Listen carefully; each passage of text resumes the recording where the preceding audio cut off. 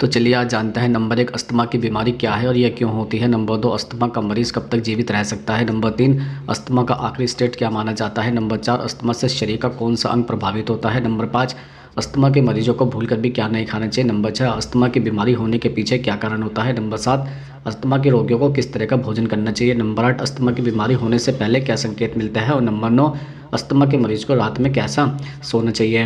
अब हम आपको बताते हैं नंबर 1 अस्थमा की बीमारी क्या है और यह क्यों होती है। दरअसल हाल के दिनों में अस्थमा के मरीज बढ़ते जा रहे हैं। अस्थमा को दमा भी कहा जाता है। अस्थमा फेफड़ों में वायु मार्ग से संबंधित एक बीमारी है। विशेषकर इसमें सांस लेने और छोड़ने में तकलीफ महसूस होती है। सांस फूलने के कई कारण होते हैं। शरीर में खून की कमी, हृदय रोग, किडनी खराब होना या फिर शरीर में अतिरिक्त वजन के कारण भी सांस की तकलीफ हो सकती है। हालांकि इसे अस्थमा रोग नहीं कहा जाता है। फेफड़ों के अंदर वायु मार्ग की सूजन से उनका व्यास कम हो जाता है। यह स्राव को बढ़ाता है और रक्त वाहिकाओं को संकुचित करता है। ऐसे में सांस छोड़ने में दिक्कत होती है। कुल मिलाकर यह फेफड़ों की एक बीमारी है। अब हम आपको बताते हैं नंबर 2 अस्थमा की बीमारी होने से पहले क्या संकेत मिलते हैं। दरअसल वायु मार्ग और आंतरिक स्राव का सूजन फेफड़ों के सांस लेने के कार्य में बाधा डालती है। इस बीमारी के दौरान जो काम हम पहले से करते हैं अब वह और भी मुश्किल होने लगता है। जैसे कि पहले घर में एक मंजिल चढ़ने पर आपकी सांस नहीं फूलती थी, लेकिन बाद में एक मंजिल भी चढ़ने पर आपकी सांस फूल जाती है। यह अस्थमा का दौर हो सकता है। इसके अलावा घर के कामकाज के दौरान उड़ने वाली धूल से सांस लेने में दिक्कत होती है। इस धूल में कई एलर्जेनिक घटक होते हैं। धूल के कारण कई लोगों को एलर्जी और अस्थमा हो जाता है। बार बार सर्दी खांसी भी हो जाती है। छाती का फूलना भी इसका एक संकेत होता है। कुल मिलाकर नियमित खांसी, गले में खरखराहट, छाती में भारीपन अस्थमा के सामान्य लक्षण है। अब हम आपको बताते हैं नंबर 3 अस्थमा की बीमारी होने के पीछे क्या कारण होता है। दरअसल अस्थमा का एक महत्वपूर्ण कारण आनुवंशिक है। यदि घर में किसी को अस्थमा है तो अन्य सदस्यों को भी अस्थमा होने की संभावना रहती है। इसके अलावा अस्थमा का मुख्य कारण एलर्जी है। अगर आपको किसी चीज़ से एलर्जी है और बार बार उस चीज़ के संपर्क में आता है या एलर्जी वाली चीज़ों का सेवन करता है तो खून में कुछ घटक बढ़ जाते हैं। इसमें आइसोसोफिल नामक तत्व बढ़ जाता है। इससे वायुमार्ग में सूजन आ जाती है। इसके अतिरिक्त पर्यावरण और अस्थमा का गहरा संबंध है। सर्दी या ठंडा वातावरण, धूल और प्रदूषित वातावरण भी अस्थमा के लिए अनुकूल होता है। इसके साथ ही वायु प्रदूषण भी अस्थमा का एक कारण है। इसके अलावा ब्राइकोटिस पुरानी खांसी के कारण सांस लेने में तकलीफ हो सकती है। इसके अलावा जो व्यक्ति लगातार धुएं के संपर्क में रहता है, पेंटिंग व्यवसाय या फिर स्प्रे पेट में काम करता है, खाद्यान्नों में काम करता है, निर्माण कार्य करता है, उससे अस्थमा होने की संभावना होती है। हालांकि वे इन सब के संपर्क में कितने समय तक रहता है, फेफड़ों पर इसका कितना असर होता है और रोग प्रतिरोधक क्षमता कैसी है, इसका भी इसमें दूरगामी असर दिखाई देता है। अब हम आपको बताते हैं नंबर 4 अस्थमा का आखिरी स्टेज क्या माना जाता है। जैसे गंभीर अस्थमा के दौरान इसमें बार बार अटैक आता है। इसके साथ ही रात भर खांसी की शिकायत रहती है, जिसके चलते नींद खराब होती है। इसमें फेफड़े बुरी तरह प्रभावित हो जाता है। इनकी क्षमता 60% या उससे भी कम हो जाती है। ऐसे में मरीजों को हर समय इन्हेलर की ज़रूरत पड़ती है। अब हम आपको बताते हैं नंबर 5 अस्थमा का मरीज कब तक जीवित रह सकता है।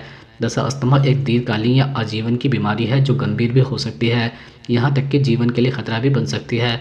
अस्थमा का कोई इलाज नहीं है। अच्छी खबर यह है कि उचित प्रबंधन के साथ अस्थमा से पीड़ित व्यक्ति एक सामान्य स्वस्थ जीवन भी जी सकता है। अब हम आपको बताते हैं नंबर 6 अस्थमा से शरीर का कौन सा अंग प्रभावित होता है। दरअसल अस्थमा से शरीर के फेफड़े के वायुमार्ग प्रभावित होता है।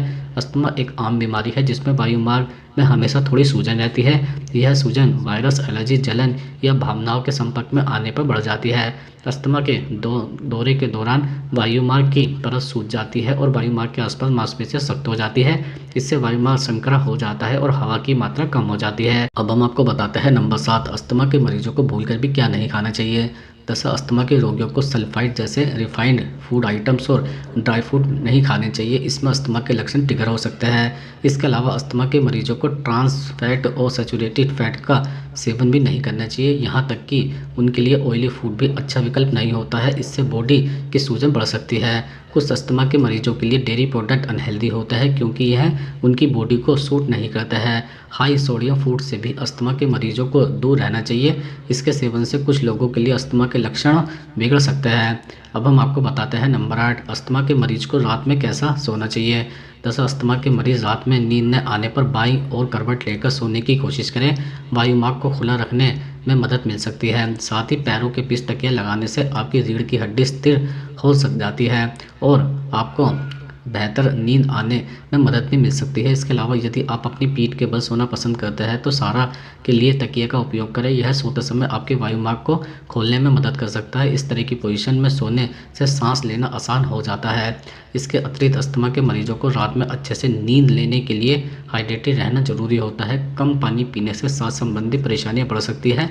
ऐसे में कोशिश करें कि पानी के साथ हर्बल चाय और सूप का भी सेवन करते रहें। अब हम आपको बताते हैं नंबर 9 अस्थमा के रोगियों को किस तरह का भोजन करना चाहिए। जैसा अस्थमा के मरीजों को डाइट में ताज़े फल और सब्जियां जरूर शामिल करनी चाहिए। इसके नियमित सेवन से अस्थमा के लक्षण को कम कर सकते हैं। इसके अलावा इसमें कैलोरी भी कम मात्रा में मौजूद होती है। यह फेफड़ों को हेल्दी रखने में भी मदद करता है। दरअसल फलों और सब्जियों के सेवन से अस्थमा के लक्षण जैसे घबराहट की समस्या को कम कर सकते हैं। इसमें beta carotene, vitamin C, vitamin E और एंटीऑक्सीडेंट गुण पाए जाते हैं। जिन लोगों को अस्थमा की समस्या है उन्हें अपनी डाइट में ब्रोकली, जामुन, केला, पत्तेदार साग, खरबूजे और एवोकाडो को जरूर शामिल करना चाहिए। यह फेफड़ों की कार्यक्षमता में सुधार कर सकता है। इसके अलावा अस्थमा के मरीजों के लिए मैग्नीशियम काफ़ी महत्वपूर्ण माना जाता है। यह फेफड़ों को स्वस्थ रखने में मददगार है। अध्ययनों के अनुसार फेफड़ों के सूजन को कम करने के लिए मैग्नीशियम की खुराक लेना बहुत ज़रूरी है। इसके लिए आप अपनी डाइट में मैग्नीशियम युक्त फूड जैसे डार्क चॉकलेट, कद्दू के बीज, पालक, सैमन आदि को शामिल कर सकते हैं। इसके साथ ही साबुत अनाज का सेवन करने से अस्थमा के लक्षणों को कम करने में मदद मिल सकती है। एक अध्ययन के अनुसार साबुत अनाज के सेवन से अस्थमा के लक्षण कम हो सकते हैं। इसके लिए आप गेहूं से बनी ब्रेड, जई का दलिया आदि का सेवन कर सकते हैं। इसके अलावा विटामिन डी बच्चों में अस्थमा के दौरे को कम करने के लिए काफ़ी महत्वपूर्ण माना जाता है। इसके लिए आप दूध, संतरे का जूस दे सकते हैं। लेकिन अगर इन चीज़ों से एलर्जी है तो इससे परहेज करें। विटामिन डी के रूप में क्या लें, इसके लिए आप डॉक्टर से संपर्क भी कर सकते हैं।